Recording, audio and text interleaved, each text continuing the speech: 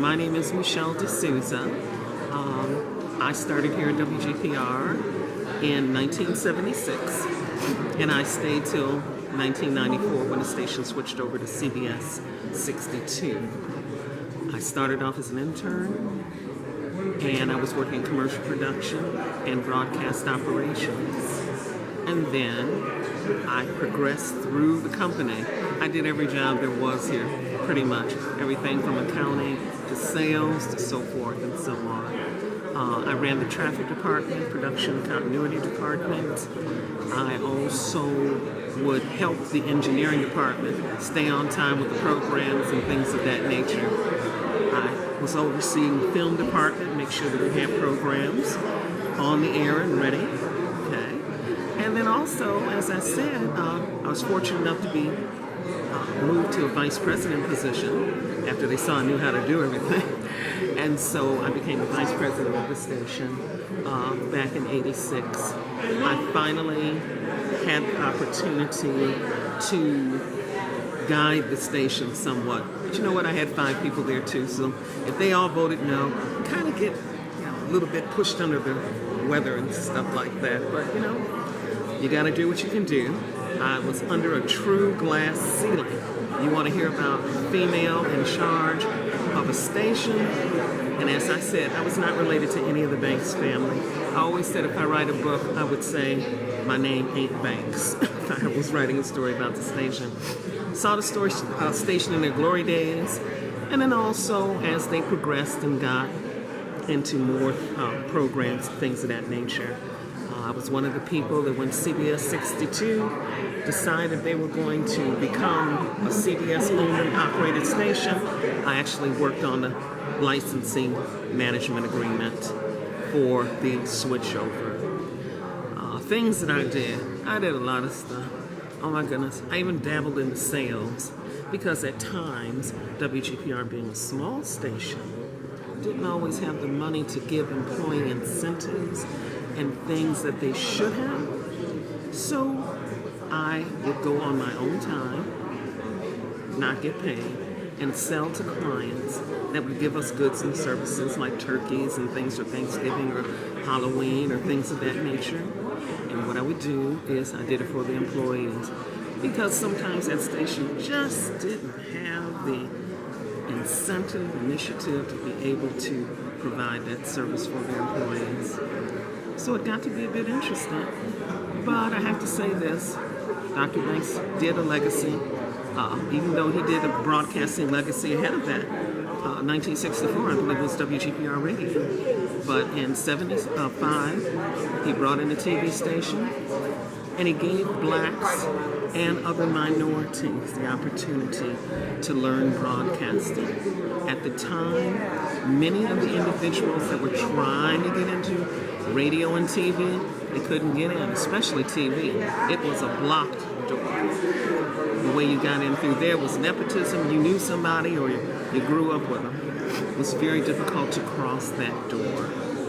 But Banks, by doing what he did, enabled us to come in and be trained by prior professionals, I was going to say previous professionals and so forth, like Jerry Blocker, Richard Street, and other individuals who were coming to the station to help teach.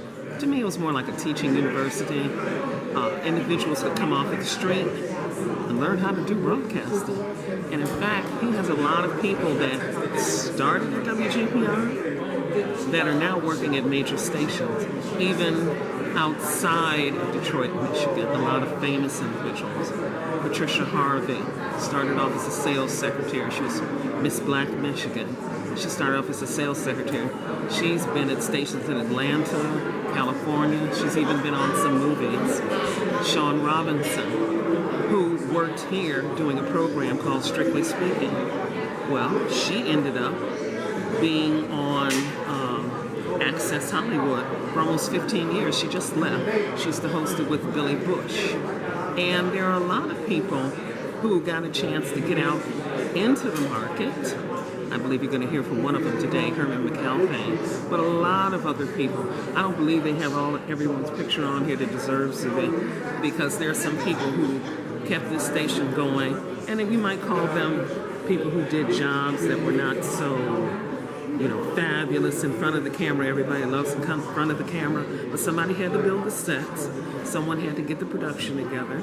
Someone had to do the smaller things in order to make those people look great. So with the station in itself, I think it was a milestone, what Dr. Banks did. But sometimes when you're creating something so great, you have to pay attention to all the details. And that includes the employees, their feelings, and how they feel about working at this institution for the period of time that they stayed. So if I had to say, that would be my statement in reference to working with WGPR. I did quite a few things. I worked on their board of directors. I was a secretary for the station. As I said, I started off as an intern traffic clerk, or should I say broadcast operations. That's what it was called, and worked everywhere. And like I said, my voice is heard on both radio and TV.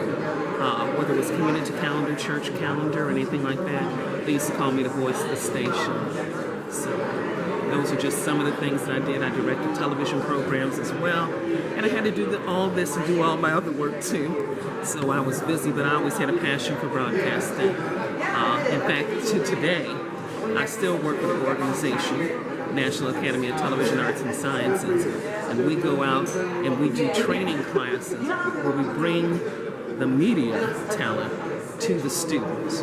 We did a couple of programs last year. We went out to impoverished school areas, and we had 2 programs. We brought them gifts, we brought them information, we told them how to get a job, where to get a job, where to look, and what you're going to need to do this job.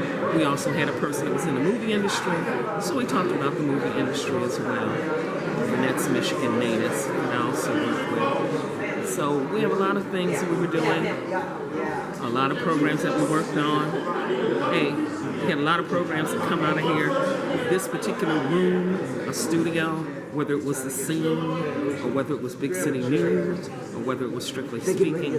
So, but thank you. And you're going to interview this young lady, Delores.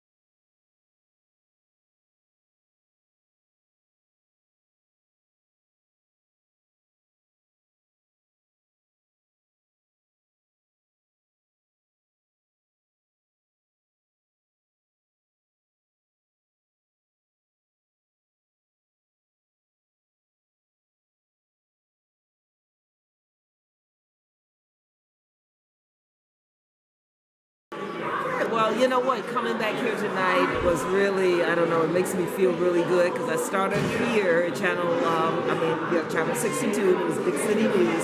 Started here as a reporter. And just to see all of us, the people I worked with, Susan Fowler, Denise James, Robert Byrd, James Jackson, Michelle DeSouza, just all the people that I see who have gone on to do so well. And I didn't do badly myself. I went on to be a reporter in Mississippi, Biloxi, and Hattiesburg. I worked with Robert Roberts of Good Morning America. We worked together, and I went on to Channel 12 in Jacksonville, Florida. Became a public affairs director in Miami. Came back up here to Detroit and was a writer and producer for Channel 4. So I think this place launched a lot of good talent. I think the people here were really interested in just, we all supported each other. We were interested in just doing more. And we believed in ourselves and we believed in each other. And I think that's demonstrated as people have gone on. So that's it.